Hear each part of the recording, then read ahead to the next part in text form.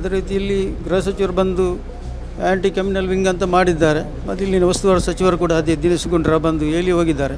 ಏನು ಪ್ರಯೋಜನ ಇಲ್ಲ. ಮುಸಲ್ಮಾನರಿಗೆ ಒಂದು ರಕ್ಷಣೆ ಅಂತ ಇಲ್ಲ ಇಲ್ಲಿ. ಕೇವಲ ಒಂದು ಓಟ್ಗೋಸ್ಕರ ಇದೆಲ್ಲ ರಾಜಕೀಯಗೋಸ್ಕರ ಮಾಡ್ತಾ ಇದ್ದಾರೆ. ಏನು ಹೇಳಲಿಕ್ಕೆ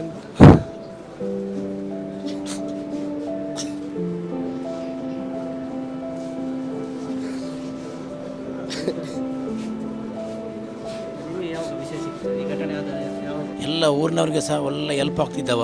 ಯಾರು ಒಂದು ಬಡವರಿಂದ ಯಾರಾದರೂ ಅವನ ಹತ್ರ ಹೇಳಿದರೆ ಸಹಾಯ ಕೇಳಿದರೆ ಅವನಿಲ್ಲ ಅಂತ ಹೇಳೋದಿಲ್ಲ. ಅಂಥ ಒಂದು ವ್ಯಕ್ತಿತ್ವ ಒಂದು ಕುಟುಂಬದಲ್ಲಿ ಚೆನ್ನಾಗಿದ್ದಾರೆ, ಎಲ್ಲ ತೊಂದರೆ ಇಲ್ಲ. ಹೆಂಡತಿ ಮಕ್ಕಳು 2 ಮಕ್ಕಳು, ಒಂದು ಗಂಡು ಒಂದು ಹೆಣ್ಣು. ಚಿಕ್ಕ ಮಕ್ಕಳು, ಒಂದು ಮಗುವಿಗೆ ಒಂದು 2 ವರ್ಷ ಆಗಿತ್ತು ಚಿಕ್ಕ ಮಗು, ಮತ್ತೊಂದು 3 ವರ್ಷ ಅಷ್ಟೆ. ಮತ್ತು ತಂದೆ ತಾಯಿ ವಯಸ್ಸಾದವರು. ತುಂಬ ಅಮಾಯಕರು ಬಲಿಯಾಗ್ತಾ ಇದ್ದಾರೆ. ಅವರನ್ನೆಲ್ಲರನ್ನು ಬಂಧಿಸಬೇಕು, ಅವರನ್ನೆಲ್ಲರನ್ನು ಮಟ್ಟ ಹಾಕಬೇಕು. ಇಲ್ಲಿ ರೌಡಿ ಶೀಟರಲ್ಲಿ ತುಂಬ ಮಂದಿ ಇದ್ದಾರೆ, ಅವರನ್ನು ಮಟ್ಟ ಹಾಕಿಸಬೇಕು. ಮಟ್ಟ ಹಾಕಿಸಿದರೆ ಮಾತ್ರ ಈ ದಕ್ಷಿಣ ಕನ್ನಡ ಜಿಲ್ಲೆಯಲ್ಲಿ ಹಿಂದೂ ಮುಸಲ್ಮಾನ್ ಒಂದು ಸಾಹೋದರ್ಯದಿಂದ ಬದುಕಲು ಸಾಧ್ಯ. ನಾನು ಕೊಳತ ಮಜಲ್ ಮೊಯ್ಯುದ್ದೀನ್ ಜುಮ್ಮಾ ಮಸೀದಿ ಗೌರವ ಅಧ್ಯಕ್ಷರು, ಇವರ ಅಧ್ಯಕ್ಷರಾಗಿದ್ದಾರೆ ಅಜೀಜ್. ಆದರೆ ಅವನು ಈಗಲ್ಲ, ಚಿಕ್ಕದಿಂದಿರುವಾಗಲೇ ನಮ್ಮ ಕಣ್ಣೆದುರಲ್ಲಿ ಹುಟ್ಟಿದಂತಹ ಮಗುವನು. ಯಾವುದು ಒಂದು ಗಲಾಟೆಗೆ ಅದಕ್ಕೆ ಹೋದವಲ್ಲ ನಮ್ಮ ಇದರಲ್ಲಿ. ಆದರೂ ಇವತ್ತು ಇಂಥ ಒಂದು ಪರಿಸ್ಥಿತಿ ಬಂದು ಮುಟ್ಟಿದೆ ಅವನಿಗೆ. ತುಂಬ ಬೇಸರ ಸಂಗತಿ. ನಮಗೆಲ್ಲ ಆ ಊರೇ ಒಂದು ಇದಾಗಿ ಹೋಗಿದೆ. ಆದರೂ 4 ವರ್ಷದಿಂದ ನಮ್ಮ ಕೊಳತ ಮಜಲ್ ಮಸೀದಿ ಕಾರ್ಯದರ್ಶಿಯಾಗಿ ಕಾರ್ಯನಿರ್ವಹಿಸುತ್ತಿದ್ದ. ಯಾವುದೇ ಒಂದು ಕಮಿಟಿಯಲ್ಲಾಗಲಿ ಯಾವ ತೊಂದರೆ ಇಲ್ಲ, ಲೆಕ್ಕಾಚಾರದ ಪ್ರತಿಯೊಂದು ವಿಷಯದಲ್ಲಿ ಒಳ್ಳೆಯ ಒಂದು ವ್ಯಕ್ತಿ. ಮೊನ್ನೆ ಅವನು ಕಾರ್ಯದರ್ಶಿ ಆಗುವುದಿಲ್ಲ ಅಂತ ಹೇಳಿದರೂ ಕೂಡ ನಾವು ಅವನನ್ನೇ ಕಾರ್ಯದರ್ಶಿ ಮಾಡಿರ್ತೇವೆ. ಯಾಕೆಂತಂದರೆ ಅಷ್ಟು ಒಂದು ಒಳ್ಳೆಯ ಹುಡುಗ. ಆದರೂ ಈಗ ಮಾತಾಡಲಿಕ್ಕೆ ನನಗೆ ಬರ್ತಾ ಇಲ್ಲ ಹೇಗೆ ಮಾತಾಡಬೇಕಂತ. ಅಂಥ ಒಂದು ವ್ಯಕ್ತಿ. 2 ಸಣ್ಣ 2 ಮಕ್ಕಳಿದ್ದಾರೆ. ತಾಯಿ ಹುಷಾರದೆಲ್ಲ ತುಂಬ ಕಷ್ಟ ಬಂದವನು. ತಂದೆಯು ಕೂಡ ಬೇರೆ ಪಾಪ ಜನ. ಒಂದು ಹೋಟೆಲ್ ವ್ಯಾಪಾರ ಮಾಡಿಕೊಂಡು ಆ ಮಕ್ಕಳನ್ನು ಬದುಕಿಸಿದವರವರು. ಅಂಥ ಒಂದು ಪರಿಸ್ಥಿತಿಯಲ್ಲಿ ಬಂದವನು. ಎಲ್ಲ ಹಿಂದೂಗಳಿಗೂ ಆ ಊರಲ್ಲಿ ಅವನ ತಂದೆ ಅಂದರೆ ಭಾರಿ ಇಷ್ಟವಾದಂಥವರು. ಅಂತ ಹೇಳಿದರೆ ಚಿತ್ತರಂಜನ್ ರೈ ಇದ್ದರು. ಅವರ ಪಾಯದಲ್ಲಿ ಇವರು ಹೋಟೆಲಿರುವಾಗ ಅವನ ತಂದೆ ಒಳ್ಳೆಯ ಒಂದು ವ್ಯಕ್ತಿ. ಅಷ್ಟು ಅವರನ್ನು ಪ್ರೀತಿಸುತ್ತಿದ್ದರು ಇವರನ್ನೆಲ್ಲ. ಅಂಥ ಒಂದು ಹುಡುಗ. ಆದರೂ ಈ ಪರಿಸ್ಥಿತಿಗೆ ಅವನದು ಬಂದು ಮುಟ್ಟಿತ್ತು. ಇದಕ್ಕೆ ನಮಗೆ ಸರ್ಕಾರದಿಂದ ಪೊಲೀಸ್ ಡಿಪಾರ್ಟ್ಮೆಂಟ್ ನ್ಯಾಯವನ್ನು ಒದಗಿಸಿಕೊಡಬೇಕಂತ ಹೇಳಿ ನನ್ನ 2 ಮಾತುಗಳನ್ನು ಮುಗಿಸ್ತೇನೆ. ತಂದೆ, ತಾಯಿ ಮತ್ತು ಅವನ ಅಣ್ಣ ಇದ್ದಾನೆ, ಮತ್ತು ಅವನ ಹೆಂಡತಿ 2 ಮಕ್ಕಳು. ಏನಿಲ್ಲ, ಅವನು ತುಂಬ ವರ್ಷದಿಂದ 4 ವರ್ಷದಿಂದ ಸೆಕ್ರೆಟರಿ ಕೆಲಸ ಮಾಡ್ತಾಯಿದ್ದ. ನಾವು ಅಧ್ಯಕ್ಷ ಕೊಳತ ಮಜಲ್. ಈಗ ಕೊಳತ ಮಜಲ್ ಜುಮ್ಮಾ ಮಸೀದ್ ಮೊಯ್ಯುದ್ದೀನ್ ಜುಮ್ಮಾ ಮಸೀದ್ ಕೊಳತ ಮಜಲ್. ಅದೇ ಏನು ಹೇಳೋದು, ನಾವು ಹೇಳಿಕೇನಿಲ್ಲ. ಅವರು ಯಾರು ಕೊಂದದ್ದು ಅವರ ಮೇಲೆ ಆ್ಯಕ್ಷನ್ ತೆಗಿಬೇಕು ಅಷ್ಟೇ. ನಮ್ಮ ಊರಿಗೆ ಒಳ್ಳೆಯ ಕೆಲಸ ಮಾಡ್ತಾಯಿದ್ದ ಮಸೀದಿಯಲ್ಲಿ. ಏನು ಹೇಳಲಿಕ್ಕೇನು.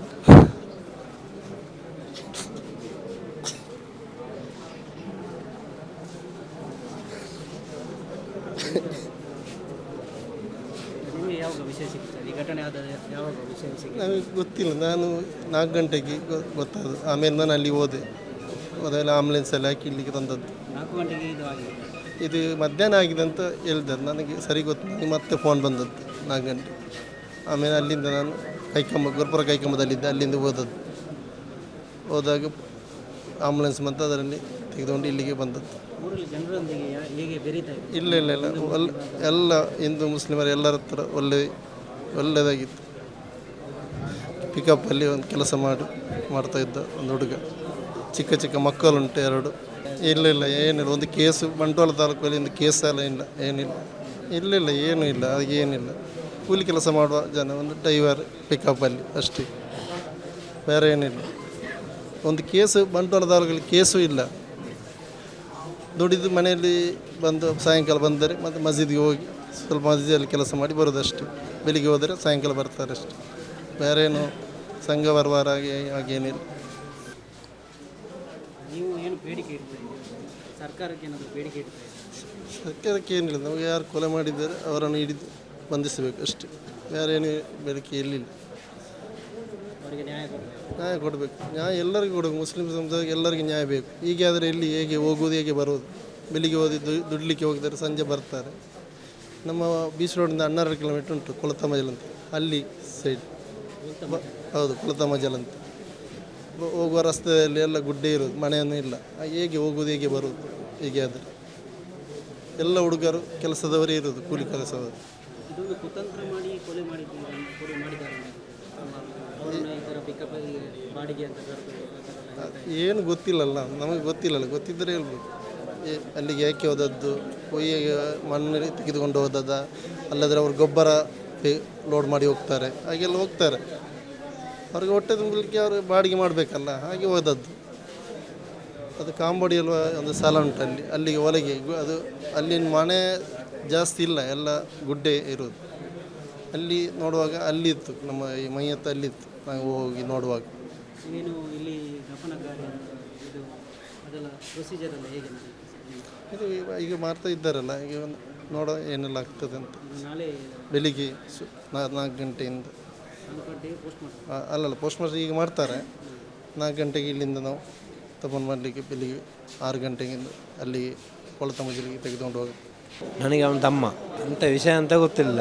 ನನಗೊಂದು 2:30-3 ಗಂಟೆಗೆ ಒಬ್ಬ ಕಾಲ್ ಮಾಡಿದ, ಹೀಗೆ ತಮ್ಮನಿಗೆ ಗಲಾಟೆ ಉಂಟಂತ. ಸರ್ಕಲಿಂದ ಬರುವಾಗ ಇಲ್ಲಿ ನೋಡುವಾಗ ಮರ್ಡರ್ ಆಗಿದೆ ಅಷ್ಟೇ. ಬೆಳಿಗ್ಗೆ 7 ಗಂಟೆಗೆ ಹೋಗಿದ್ದ, ಮಧ್ಯಾಹ್ನ 1:30 ಗಂಟೆಗೆ ನನಗೆ 2 ಗಂಟೆಗೆ ಸಿಕ್ಕಿದೆ ಸರ್ಕಲಲ್ಲಿ, ಬೀಚ್ ರೋಡು. ನನ್ನ ಹತ್ರ ಮಾತಾಡಿ ಬಂದ ಅಷ್ಟೇ, ಹೀಗೆ ಮಾಡಿ.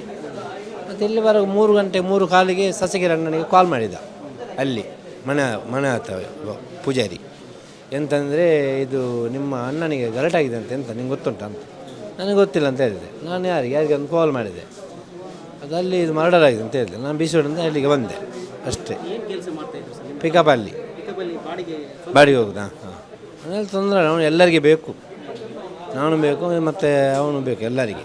ಏನು ಜಗಲೇನು ಆಗೋದಿಲ್ಲ ಅಷ್ಟೇ. ಬಾಡಿಗೆ ಅದೇ ಕರ್ಕೊಂಡು ಹೋಗಿದಂತ ಕಾಲ್ ಬಂತಿತ್ತು ಅವನಿಗೆ. ಯಾಕೆಂದರೆ ಹೇಗೆ ಅಲ್ಲ, ಇದು ಬಾಡಿಗೆ ಬರುವಾಗ ಹೊಯ್ಗೆ ಬೇಕಂತ ಹೊಯ್ಗೆ ತಗೊಂಡು ಹೋಗಿದ್ದಾನೆ ಅವನು. ಮತ್ತೊಬ್ಬ ಇದ್ದಾನೆ ಅವನು, ಸಾಪಿ ಲೋಡ್ನವನು. ಇವನ ಹತ್ರ ಲೋಡ್ ಮಾಡುವವನು ಪಿಕಪಿಗೆ. ಹಾಗೆ ಅವನಿಗೆ ಗಾಯ ಆಗಿದೆ, ಬೇರೆಂತ ಗೊತ್ತಿಲ್ಲ ಅಷ್ಟೇ. ಇಲ್ಲಪ್ಪ, ಯಾರೂ ಇಲ್ಲ. ಅವನು ಎಲ್ಲರಿಗೂ ಉಪಹಾರ ಮಾಡ್ತಾನೆ. ರಾತ್ರಿ 10 ಗಂಟೆಗೆ ಹೋಗ್ತಾನೆ ಬೇಕಾದರೆ ಬಾಡಿಗೆಗೆ. ನಾನು ಹೋಗ್ತಾ ಇದ್ದೇನೆ 2 ಗಂಟೆ. ನಾನು ಪಿಕಪ್ಪಲ್ಲಿ. ನನ್ನ ಹೆಸರು ಮೊಹಮ್ಮದ್ ಅಜ್ಮಾಲ್. ಇದು ನನ್ನ ಚಿಕ್ಕಪ್ಪನ ಮಗ, ಮೃತ ವ್ಯಕ್ತಿ. ಇವತ್ತು ಒಂದು 3 ಗಂಟೆಗೆ ಇದು ನಡೆದಂಥ ಒಂದು ಇದು ಮರಣದ ಸಂಗತಿ. ಇದರನ್ನು ಸೂಕ್ತ ಸರ್ಕಾರ ಒಂದು ಗಂಭೀರವಾಗಿ ಪರಿಗಣಿಸಬೇಕು. ಕುಟುಂಬದಲ್ಲಿ ಚೆನ್ನಾಗಿದ್ದಾರೆ, ಅದೆಲ್ಲ ತೊಂದರೆ ಇಲ್ಲ. ಹೆಂಡತಿ ಮಕ್ಕಳು, 2 ಮಕ್ಕಳು, ಒಂದು ಗಂಡು ಒಂದು ಹೆಣ್ಣು. ಚಿಕ್ಕ ಮಕ್ಕಳು, ಒಂದು ಮಗುವಿಗೆ ಒಂದು 2 ವರ್ಷ ಆಗಿತ್ತು ಚಿಕ್ಕ ಮಗು, ಮತ್ತೊಂದು 3 ವರ್ಷ ಅಷ್ಟೆ. ಮತ್ತು ತಂದೆ ತಾಯಿ ವಯಸ್ಸಾದವರು ಮನೆಯಲ್ಲಿ ಬಹಳ ಕಷ್ಟದಲ್ಲಿದ್ದಾರೆ. ನನಗೆ ಒಂದು 3:30 ಗಂಟೆಗೆ. ಹೌದು, ನಾನು ಆ ಕಡೆ ಕೆಲಸ ಮಾಡ್ತಿದ್ದೆ. ಹೌದು, ಹೋಗಿದೆ, ಬಾಡಿಗೆ ಹೋಗಿದ್ದೆ. ಹಾಂ, ಕೊಲೆಯಾಗಿತ್ತು. ಆಗ ಬಾಡಿಯನ್ನು ತೆಗೆದುಕೊಂಡು ಪೊಲೀಸ್ ಜೀಪಲ್ಲಿ ಹಾಕ್ಕೊಂಡು ಈ ಕಡೆ ಬಂದರು. ಇಲ್ಲ, ಯಾರು ಅಂತ ಗೊತ್ತಾಗಲಿಲ್ಲ. ಸ್ಥಳೀಯರು ಹೇಳ್ತಿದ್ದಾರೆ ಭರತ್ ಕುಂಬ್ಡೇಲ್ ಅಂತೆಲ್ಲ ಇದ್ದಾರೆ ಅಂತ. ಇಲ್ಲ, ಯಾರು ಇಲ್ಲ, ದುಶ್ಮನ ಏನೂ ಇಲ್ಲ, ಯಾರೂ ಇರಲಿಲ್ಲ. ಒಳ್ಳೆಯ ವ್ಯಕ್ತಿ. ನಮ್ಮ ಬಡಗಬೆಲ್ಲೂರು ಮೊಹಿದ್ದೀನ್ ಜುಮ್ಮಾ ಮಸೀದಿಯಲ್ಲಿ ಪ್ರಧಾನ ಕಾರ್ಯದರ್ಶಿಯಾಗಿ ಕೆಲಸ ಮಾಡ್ತಾಯಿದ್ದರು 4 ವರ್ಷದಿಂದ. ಯಾರ ಹತ್ರ ಒಂದು ವೈಷಮ್ಯ ಇಲ್ಲ. ತಂದೆ ಅಬ್ದುಲ್ ಖಾದರ್ ಅಂತ ಇದ್ದಾರೆ. ಅವರನ್ನು ಕೂಡಲೇ ಬಂಧಿಸಿ ಸೂಕ್ತವಾದ ಕಾನೂನು ಕ್ರಮ ಜರುಗಿಸಬೇಕು ಸರ್ಕಾರ. ಅದೇ ರೀತಿ ಇಲ್ಲಿ ಗೃಹ ಸಚಿವರು ಬಂದು ಆ್ಯಂಟಿ ಕ್ರಿಮಿನಲ್ ವಿಂಗ್ ಅಂತ ಮಾಡಿದ್ದಾರೆ. ಮತ್ತು ಇಲ್ಲಿನ ಉಸ್ತುವಾರಿ ಸಚಿವರು ಕೂಡ ಅದೇ ದಿನೇಶ್ ಗುಂಡೂರಾವ್ ಬಂದು ಹೇಳಿ ಹೋಗಿದ್ದಾರೆ. ಏನು ಪ್ರಯೋಜನ ಇಲ್ಲ. ಮುಸಲ್ಮಾನರಿಗೆ ಒಂದು ರಕ್ಷಣೆ ಅಂತ ಇಲ್ಲ ಇಲ್ಲಿ. ಕೇವಲ ಒಂದು ವೋಟ್ಗೋಸ್ಕರ ಇದೆಲ್ಲ ರಾಜಕೀಯಗೋಸ್ಕರ ಮಾಡ್ತಾ ಇದ್ದಾರೆ. ಸರ್ಕಾರದ ವೈಫಲ್ಯವಿದೆ. ಇಲ್ಲಿ ಮೊನ್ನೆ ಬಜ್ಪೆಯಲ್ಲಿ ಮಾಡಿದಂಥ ಅವರು ಒಂದು ಸ್ಪೀಚ್, ಅದು ಉದ್ರಿಕ್ತ ಭಾಷಣ. ಅದನ್ನು ಇಲ್ಲಿನ ಇಲಾಖೆ ಏನು ಅದರ ಕಟ್ಟುನಿಟ್ಟಿನ ಕ್ರಮ ಜರುಗಿಸಲಿಲ್ಲ. ಕೇವಲ ಒಂದು FIR ಆಗಿ ಮುಚ್ಚಿಕೊಂಡಿರ್ತಾರೆ, ಅವನು ಬಂಧನವನ್ನು ಮಾಡೋದಿಲ್ಲ. ಇಂಥ ಒಂದು ಪರಿಸ್ಥಿತಿ ಬರಲಿಕ್ಕೆ ಕಾರಣ ಇವರೇ. ಸರ್ಕಾರ ಕುಟುಂಬಕ್ಕೆ ಸೂಕ್ತವಾದ ಒಂದು ಪರಿಹಾರ ಕೊಡಬೇಕು, 1 ಕೋಟಿ ರೂಪಾಯಿ ಪರಿಹಾರ ಕೊಡಬೇಕು. ಅದೇ ರೀತಿ ಆ ಕುಟುಂಬಕ್ಕೆ ಒಂದು ಇಲ್ಲಿನ ಸರ್ಕಾರದ ಹುದ್ದೆ ಒಂದು ಅವರಿಗೆ ಕೊಡಬೇಕು. ನಾವು ಒಟ್ಟಿಗೆ ಇರೋದು ಅಣ್ಣ ತಮ್ಮಂದಿರಂತೆ. ನಮ್ಮ ಮಸೀದಿಯಲ್ಲಿ ನಮಗೆ ಭಾಳ ಒಂದು ಎಲ್ಲ ಊರಿನವ್ರಿಗೆ ಸಹ ಒಳ್ಳೆ ಹೆಲ್ಪ್ ಆಗ್ತಿದ್ದವ. ಯಾರು ಒಂದು ಬಡವರಿಂದ ಯಾರಾದರೂ ಅವನ ಹತ್ರ ಸಹಾಯ ಕೇಳಿದರೆ ಅವನಿಲ್ಲ ಅಂತ ಹೇಳೋದಿಲ್ಲ. ಅಂಥ ಒಂದು ವ್ಯಕ್ತಿತ್ವ ಒಂದು. ಮತ್ತು ಈ ಸಲ ಅಷ್ಟೇ, ಲಾಸ್ಟ್ ಟೈಮಿಗೆ ಮಸೀದಿಯಲ್ಲಿ ನಮ್ಮ ಸೆಕ್ರೆಟರಿ ಆಗಿ ಒಂದು 4 ವರ್ಷ ಜಾಸ್ತಿ ಆಯಿತು, ಸೆಕ್ರೆಟರಿ ಆಗ್ತಾ ಇದ್ದ. ಈ ಸಲ ಹೇಳಿದೆ, ನನ್ನ ಹೊಸ ಮನೆ ಆಗ್ತಾ ಉಂಟು, ನನಗೆ ಸ್ವಲ್ಪ ಕಷ್ಟ ಆಗುತ್ತೆ, ನನ್ನ 1 ವರ್ಷ ನನ್ನ ಫ್ರೀ ಬಿಡಿ ಅಂತ ಹೇಳಿದ.